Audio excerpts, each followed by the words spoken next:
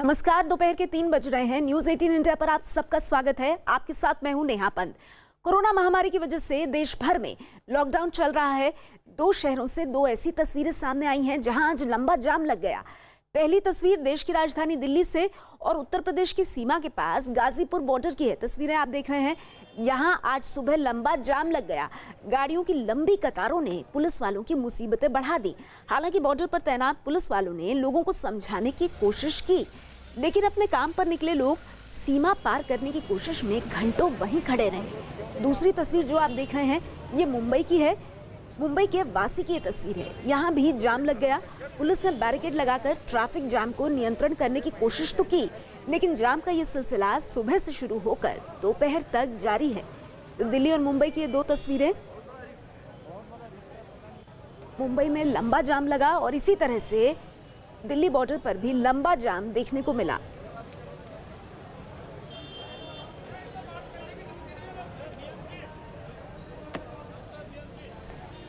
दो तस्वीरें आप देख रहे हैं, दिल्ली और मुंबई। ये दोनों ऐसे शहर हैं जहां पर कोरोना वायरस के संक्रमण के कई मामले सामने आए हैं।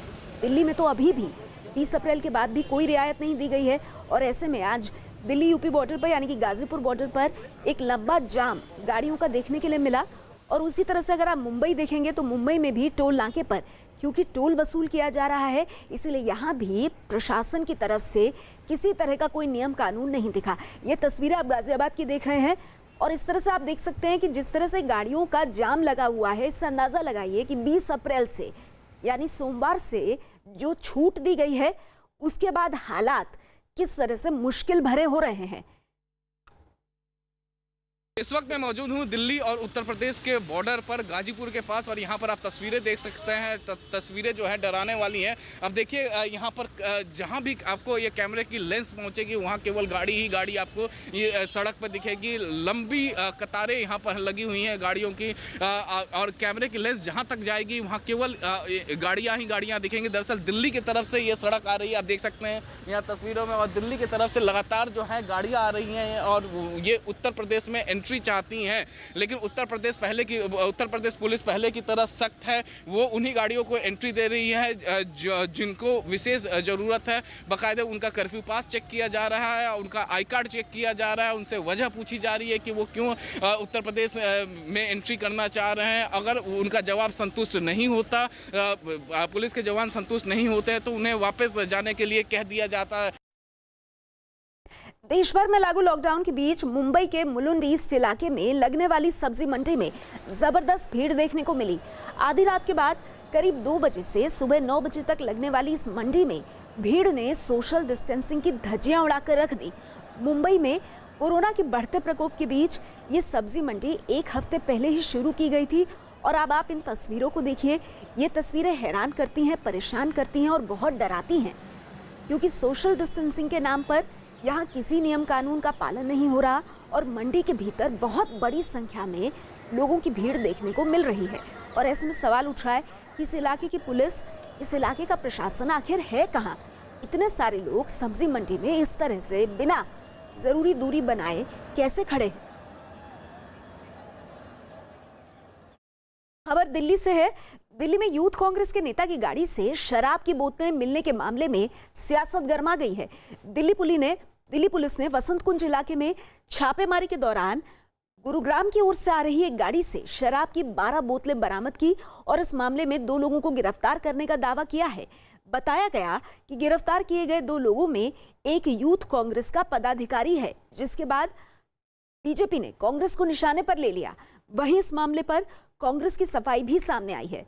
तो गिरफ्तारी पर कांग्रेस की सफाई सामने आई है। ये पूरा जो मामला है ये एक तरह से सियासी रंग लेता हुआ यूथ कांग्रेस का नेता गिरफ्तार हुआ है। दिल्ली के वसंत कुंज से गिरफ्तारी हुई है और पास से मिली है शराब की 12 बोतलें। इस वक्त मैं मौजूद हूं वसंत कुंज साउथ थाने पर और मैं आपको सीधी तस्वीरें यहां पर दिखाना चाहूँगा। थाने के अंदर देखिए आप, एक गाड़ी खड़ी है, ये स्कॉर्पियो गाड़ी है। इसके सामने का हिस्सा केवल दिख रहा है। इसी स्कॉर्पियो गाड़ी से पुलिस का दावा है कि 12 शराब की बोतलें बरामद की गई थी और इस स्कॉर्पियो गाड़ी में 2 लोग मौजूद थे, जो कि बताया जा रहा है कि यूथ कांग्रेस का एक राष्ट्रीय पदाधिकारी था, जबकि दूसरा जो था यूथ कांग्रेस के राष्ट्रीय पदाधिकारी का पर्सनल स्टाफ था। फिलहाल पुलिस इस पूरे मामले में इन्वेस्टिगेट कर रही है। ये बताया ये भी जा रहा है कि ये दोनों शख्स जो 12 शराब की बोतलें लेकर आ रहे थे, गुरुग्राम से लेकर दिल्ली आ रहे थे, NH8 के जरिए वो आ रहे थे और रजकौरी पिकेट के पास जब चेकिंग की गई तो उनकी गाड़ियों से जब 12 शराब की बोतल बरामद हुई तब उन्हें तुरंत गिरफ्तार किया गया। हालांकि मामला जो था एक्साइज एक्ट के तहत दर्ज हुआ था तो लिहाजा इनको अवेलेबल था और उन्हें जमानत दे दी गई थी, लेकिन फिलहाल पुलिस इस पूरे मामले में जांच कर रही है। वो तो मुझे जमीन पर कुछ दिखाई नहीं दे रहा कि ये कोई अनाज वितरण कर रहे हैं, कोई फूड पैकेट्स बांट रहे हैं, मगर वो खैर वो उनकी क्षमता और संवेदना से जुड़ा विषय है। मगर कानून की सरासर धज्जियां उड़ाते हुए इस तरीके के क्रियाकलापों में और जुट जाना और ये शराब की अवैध तस्करी करना, मैं मानता हूं कि ये तो बहुत ही निंदाजनक है। जितनी कड़ी निर्वत्सना करे कम है। मुझे कौन क्या करता है, कौन क्या करता है, ये कोई इंडिविजुअल कोई अपराध करता है उसके खिलाफ कार्रवाई करे। यूथ कांग्रेस पार्टी अगर क्षेत्र में कोरोना वायरस से जूझ रही है, जो गरीब लोग हैं, जो माइग्रेंट लेबर हैं, उनको भोजन की व्यवस्था, उनके देखभाल करने का काम कांग्रेस पार्टी यूथ कांग्रेस करके ये चेहरा उनको नहीं दिखाई देता। तो इसलिए भारतीय जनता पार्टी कोई केवल बयान देने तक सीमित रहती है, केवल मार्केटिंग तक सीमित रहती है, काम के नाम पे जीरो है। लॉकडाउन पार्ट 2 के बीच राजस्थान सरकार ने जयपुर में फंसे राज्य के दूसरे जिलों को बड़ी राहत दी है। सीएम अशोक गहलोत के आदेश के बाद जयपुर में फंसे 140 मजदूरों को घर पहुंचाना शुरू कर दिया गया है। मजदूरों को 11 राजस्थान रोडवेज की बसों से भेजा गया है। हालांकि दूसरे राज्यों के मजदूरों के भेजने पर फैसला नहीं हुआ है, तो जयपुर में फंसे मजदूरों को राहत दी गई है। राजस्थान में विभिन्न इलाकों के जयपुर के अंदर फंसे मजदूरों को ले जाने का सिलसिला शुरू हो गया। और अब देख सकते हैं कि रोडवेज ने इस वक्त बसें लगा दी है। कहाँ से आए हो आप, कहाँ जाओगे? झालावाड़ जिला जाएंगे सर। बस लग गई आपकी? बस लग गई। कितने दिन से हो यहाँ पर? 22 दिन से। कहाँ से आए, कहाँ से थे? 14 नंबर गुड्डा से। हाँ, गुड्डा से आए थे, 14 नंबर पे रोका था। अच्छा 14। हाँ। ठीक है, अब घर जा रहे हैं। कितने हो, परिवार के सारे लोग हैं? कितने लोग हैं आप? हम 4, 5, 6 जाना है। ठीक है, यहाँ पर ठीक थे? ठीक है सर। कितने लोगों को ले जा रहे हैं आपकी बस में? हम सर करीब 18 लोग हैं अपनी गाड़ी में। कहाँ जाएंगे आप? हम कोटा से 12 जाएंगे। 12 से 12 का 18 अलग अलग डिस्ट्रिक्ट की अलग अलग बसें हैं? हाँ जी। बिहार के बांका में जनधन खातों से पैसे निकालने के लिए दर्जनों महिलाएं एक बैंक के सामने इकट्ठी हो गई। अचानक पहुंची इन महिलाओं ने बैंक के सामने ही लाइन लगा दी। इस दौरान ना तो किसी को लॉकडाउन की चिंता थी और ना ही कोई सोशल डिस्टेंसिंग का पालन कर रहा था। वैसे महिलाओं की इस भीड़ को काबू करने के लिए वहां पर कुछ पुलिस वाले तैनात किए गए थे, लेकिन ये महिलाएं कुछ भी मानने को तैयार नहीं लग रही थी। कहने को तो कोरोना से बचाव के लिए बांका में भी लॉकडाउन का कड़ाई से पालन कराया जा रहा है, लेकिन जनधन खाते से पैसे निकालने के डालने से चूकी नहीं।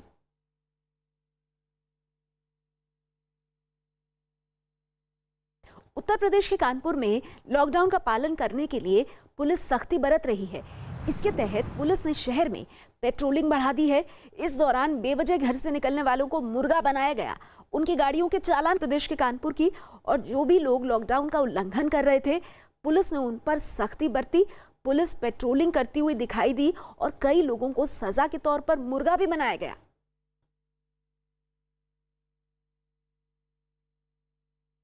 प्रयागराज में 16 विदेशियों समेत 30 लोगों को गिरफ्तार किया गया है। गिरफ्तार लोगों में 13 विदेशियों की मदद करने वाले लोग भी शामिल हैं। इतना ही नहीं, इलाहाबाद यूनिवर्सिटी के प्रोफेसर मोहम्मद सईद को भी गिरफ्तार किया गया है। इन सभी को कोरोना फैलाने के आरोप में गिरफ्तार किया गया है। उत्तर प्रदेश के कैबिनेट मंत्री सुरेश खन्ना ने कहा कि आगे भी तबलीगी जमात से जुड़े लोगों को छिपाने वालों और जानकारी नहीं देने वालों पर सख्त कार्रवाई जारी रहेगी। मंत्री सुरेश खन्ना जी हमारे साथ मौजूद हैं। उत्तर प्रदेश में कोरोना वायरस को लेकर क्या तैयारी है? सरकार लगातार काम कर रही है। सर, कितनी तैयार है उत्तर प्रदेश सरकार? आज भी कई सारे तबलीगी जमात से जुड़े लोग मिले हैं, रायबरेली मिले हैं, इलाहाबाद में तो 30 लोगों की गिरफ्तारी भी की गई है। जी हाँ, मैंने पहले भी कहा था, सरकार पूरी शिद्दत के साथ, पूरी क्षमता के साथ, पूरी सतर्कता के साथ इस कोरोना की जो महामारी है उसको फैलाव को रोकने के लिए हर संभव प्रयास कर रही है, लेकिन सरकार जहां प्रयास कर रही है वहां लोगों की ये जिम्मेदारी बनती है कि वो भी इसमें सहयोग करें, क्योंकि अल्टीमेटली परेशानी जनता को ही होती है। अगर वो छुपाएंगे तो परेशानी बढ़ेगी, जब तक वो छुपे रहेंगे तो दूसरे को संक्रमित करेंगे। इसलिए तुरंत जैसे ही उनके सामने कोई ऐसा सिम्टम आता है कि उनके ऊपर कोई आशंका व्यक्त करे या वो किसी आशंका से ग्रसित हो तो उनको फ़ौरन टेस्ट कराना चाहिए, बजाय इसके कि छुपें। तो इसलिए छुपने की आवश्यकता नहीं है, आवश्यकता यह है कि अपने आप को ऑफर करके टेस्ट कराएं, और टेस्ट कराएंगे तो कम से कम उनसे मिलने वाले लोग तो संक्रमण से बच जाएंगे। अगर छुपाएंगे तो उनसे जितने लोग मिलेंगे उन सारे के सारे लोगों के लिए ये आशंका बनी रहेगी कि ये भी संक्रमित हो सकते हैं। जांच का दायरा भी बढ़ाएंगे क्योंकि अभी कम लोग का दायरा जब ये प्रारंभ हुआ था तो एक था, एक स्थान पर जांच होती थी, आज 16 स्थानों पे हो रही। तो 16 स्थानों पर हमने 16 गुना जांच बढ़ाई है भारत सरकार के सहयोग से। एक सवाल और, आप ही के अंडर में आता है, मेडिकल कॉलेज जाता है, प्लाज्मा थेरेपी की बात आ रही है। देखिए, प्लाज्मा थेरेपी ये जो थेरेपी है मैंने भी समाचार पत्रों में पढ़ा है, लेकिन अभी इसकी पुष्टि होना बाकी है। लॉकडाउन के दौरान थोड़ी सी राहत की खबरें आनी क्या शुरू हुई। कोटा में कई लोग सड़कों पर घूमने निकल पड़े, लेकिन पुलिस ने शहर में कई जगहों पर नाकेबंदी कर रखी थी और बिना जरूरी काम के बाहर निकले लोगों को चेकिंग करके उनसे कारण पूछा जा रहा था। पुलिस ने कुछ गाड़ियां जब्त कर ली तो कुछ का चालान काट दिया। जिन लोगों ने बाहर निकलने के लिए माफी मांगी उन लोगों को पुलिस ने चेतावनी देकर छोड़ दिया। तस्वीरें राजस्थान के कोटा की, और कोटा में लॉकडाउन का उल्लंघन करने वालों के खिलाफ पुलिस सख्ती बरतती नजर आई। इनको समझाइश भी कर रहे हैं और जो बिना कारण रोड पे बिना कारण घूम रहे हैं उनकी गाड़ियों को जब्त कर रहे हैं और उनके खिलाफ चालान की कार्रवाई कर रहे हैं। जब से मॉडिफाई लॉकडाउन हुआ है, जब से अकारण पब्लिक ज़्यादा रोडों पे घूमने लगी है, जिनके खिलाफ हम सख्त कार्रवाई कर रहे हैं। कोरोना के बढ़ते मामलों पर रोकथाम के लिए सरकार ने हॉटस्पॉट इलाकों में इसके रैपिड टेस्ट को मंजूरी दे दी है। रैपिड टेस्ट किट के जरिए महज 15 मिनट के अंदर ये किसी व्यक्ति में कोरोना की जांच की जा सकती है। सरकार ने इस तरह की करीब 2 लाख रैपिड टेस्ट किट अलग अलग राज्यों को दी हैं और कई जगहों पर तो इनका इस्तेमाल भी शुरू हो चुका है। इस रैपिड टेस्ट किट के जरिए किस तरह कोरोना की जांच होती जवाब है अब रैपिड टेस्ट किट। और कैसे ये काम करती है हम विशेषज्ञों से यहाँ पर पूछते हैं। सर, आप बताइए कैसे 15 मिनट में ये किट जवाब है संक्रमण को डिटेक्ट करने का? ये जो किट है एक्चुअली ये पूरे किट में 2 कैसेट्स हैं और 2 कैसेट्स 2 डिफरेंट एंटीबॉडीज़ को कॉरस्पॉन्ड करती हैं। एक जो है IgM है जो कॉरस्पॉन्ड करती है एंटीबॉडी IgM को, और दूसरी है IgG। IgM में जो रिजल्ट्स आएंगे वो बताएंगे आपको कि ये जो आपको संक्रमण है वो कुछ इनिशियल पीरियड्स में होना शुरू हुआ है, और IgG बताएगी कि आप लेटर स्टेजेस में पहुंच चुके हैं। तो इन 2 किट से आप 15 मिनट में सिर्फ कुछ बूंदें रक्त की देके और कुछ अपना छोटा सा प्रोसीजर है वो इस्तेमाल करके आप पता लगा सकते हैं कि टेस्ट है कि पॉजिटिव है कि नेगेटिव है। में सबसे पहले 2 कैसेट्स आती हैं। दोनों कैसेट्स जो हैं वो डिफरेंट एंटीबॉडीज़ को कॉरस्पॉन्ड करती हैं। अभी हम आपको खोल के बताएंगे कि कैसे पता चलेगा। This is IgM. This one is will be going to tell you about the already infected ones. So, and this looks like this.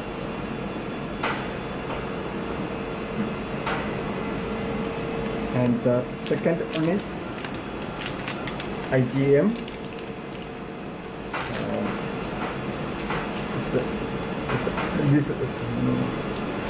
This one is IgG.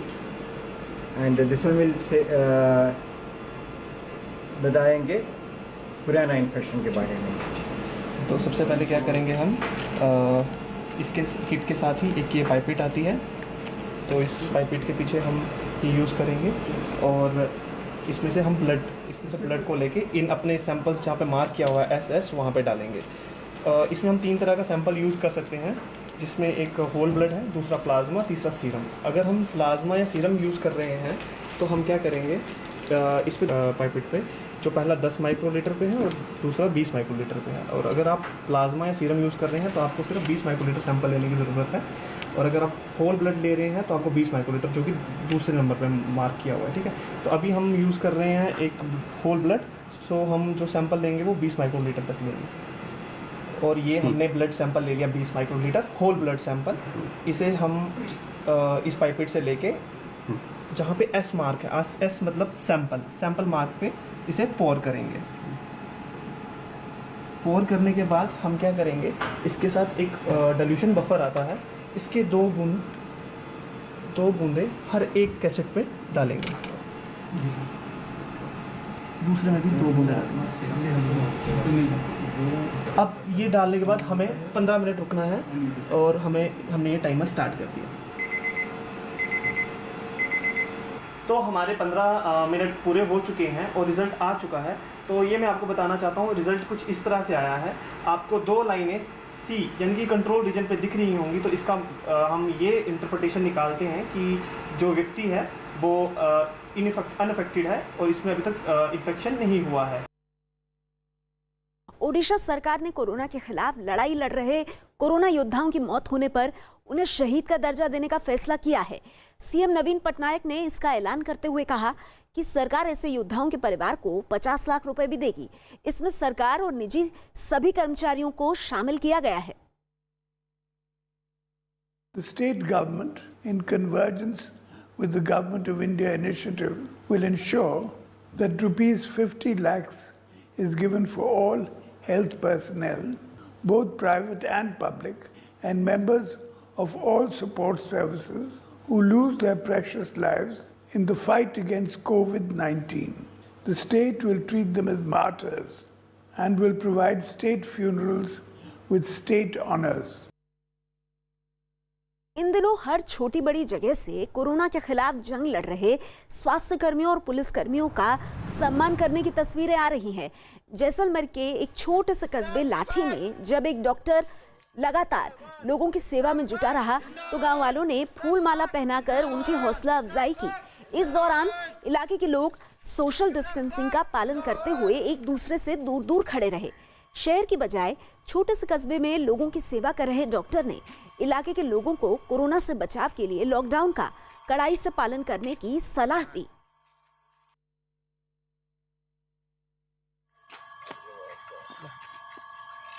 चिकित्सा विभाग जिंदाबाद, चिकित्सा विभाग जिंदाबाद, चिकित्सा विभाग जिंदाबाद, चिकित्सा विभाग जिंदाबाद।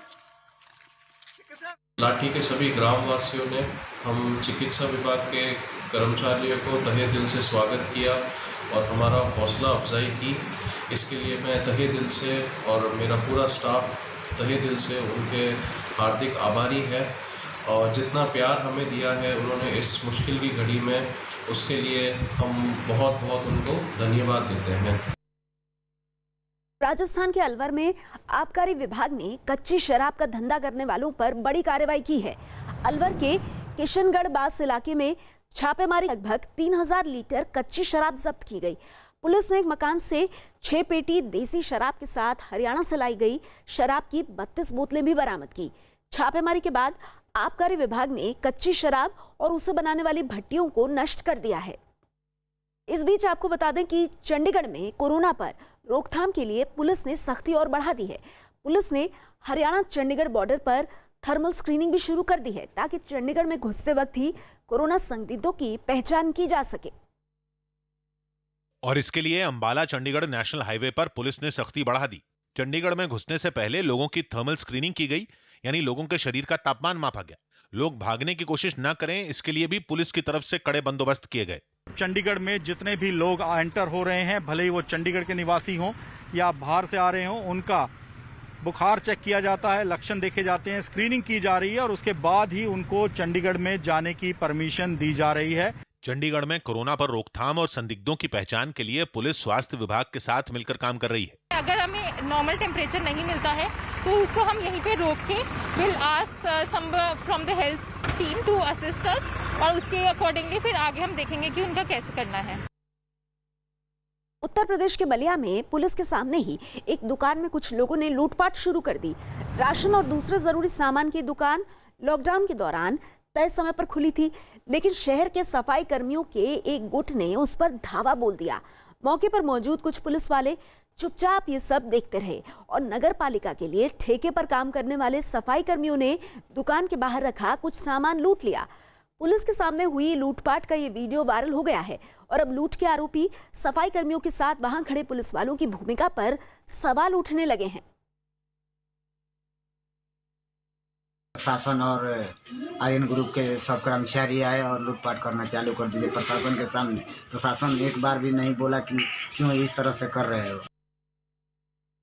राजस्थान में बढ़ते कोरोना मरीजों को देखते हुए पुलिस लोगों को सख्ती से लॉकडाउन का पालन करवाने में जुटी है। लॉकडाउन में छूट समझकर कुछ लोग गैर जरूरी काम से भी बाजार में घूमते पकड़े गए। धौलपुर में भी पुलिस ने लॉकडाउन का उल्लंघन करने वालों को सरेआम सजा देनी शुरू कर दी है और घर से बेवजह बाहर निकलने पर लोगों से उठक बैठक करवाई जा रही है, जैसा कि आप तस्वीरों में देख रहे हैं।